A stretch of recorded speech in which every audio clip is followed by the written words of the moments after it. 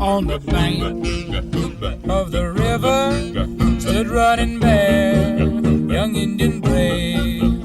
On the other side of the river stood his lovely Indian maid. Little white dove was her name, such a lovely sight to see.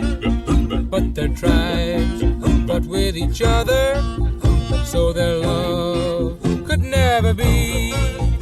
Running Bear loved little white dove with a love big as the sky. Running Bear loved little white dove with a love that couldn't die.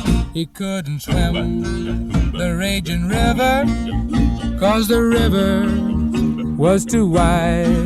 He couldn't reach little white dove waiting on the other side. In the moonlight he could see her throwing kisses across the way.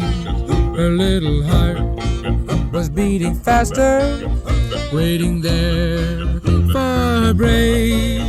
Running Bear loved little white dove with a love big as the sky. Running Bear loved little white dove with a love that couldn't die. Running Bear dove in the water, little white dove did the same, and they swam out to each other. Through the swirling stream they came. As their hand touched and their lips met, the raging river pulled them down. Now they'll always be together in that happy hunting ground. Running Bear loved little white dove with a love big as the sky.